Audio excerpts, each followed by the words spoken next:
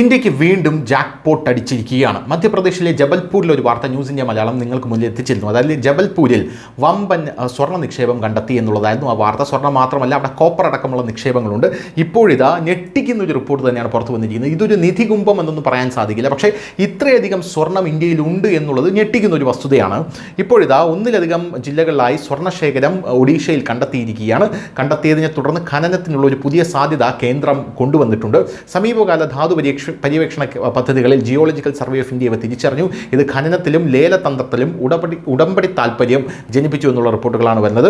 ദിയോഗഡിൽ സ്വർണ്ണ നിക്ഷേപം സ്ഥിരീകരിച്ചിട്ടുണ്ട്. അദാസ, റാംബള്ളി, സുന്ദർഗഡ്, നമ്പരംഗ്പൂർ, കിയോഞ്ചർ, അങ്കുൽ, കോറാപുട്ട് എന്നിവിടങ്ങളിൽ പര്യവേക്ഷണ പ്രവർത്തനങ്ങൾ നടക്കുന്നുണ്ട്. കൂടാതെ മയൂർഭഞ്ച്, മൽക്കാൻഗിരി, സാമ്പൽപൂർ, ബൗദ്ധ് എന്നിവിടങ്ങളിൽ പര്യവേക്ഷണ പ്രവർത്തനങ്ങൾ നടക്കുന്നു.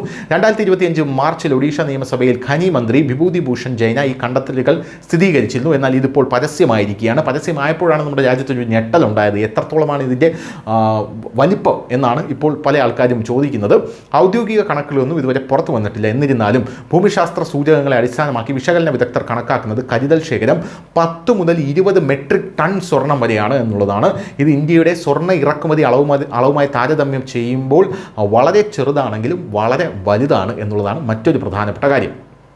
അതായത് സ്വർണ്ണ ഇറക്കുമതി ഇതുമായി താരതമ്യം ചെയ്യുമ്പോൾ, സ്വർണ്ണം ഇന്ത്യ ഇറക്കുമതിയുമായി ചെയ്യുമ്പോൾ അത് വളരെ ചെറുതാണ്. എന്നാൽ ഇന്ത്യയിൽ കണ്ടുപിടിക്കുന്നത് വെച്ച് നോക്കുമ്പോൾ അത് വളരെ വലുതാണെന്നുള്ളതാണ്. കഴിഞ്ഞ വർഷം ഇന്ത്യ ഏകദേശം 700 മുതൽ 800 മെട്രിക് ടൺ സ്വർണ്ണം ഇറക്കുമതി ചെയ്തു.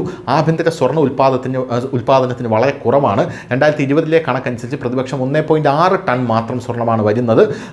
ഒഡീഷയുടെ കണ്ടെത്തൽ ഇന്ത്യയുടെ സ്വർണ്ണ ഭൂപ്രകൃതിയിൽ വലിയ മാറ്റമൊന്നും വരുത്തില്ലെങ്കിലും ആഭ്യന്തര സ്വർണ്ണ ഖനനത്തിനും സാമ്പത്തിക വൈവിധ്യവൽക്കരണത്തിനും ഇത് വാതിലുകൾ തുറക്കുന്നു എന്നുള്ളതാണ് പ്രധാനപ്പെട്ട ഒരു കാര്യം. എന്തായാലും ഗവൺമെൻറ് നടപടികളും ഖനന സാധ്യതകളും ഇപ്പോൾ അവിടെ തുടരുകയാണ്. News desk, news India Malayalam.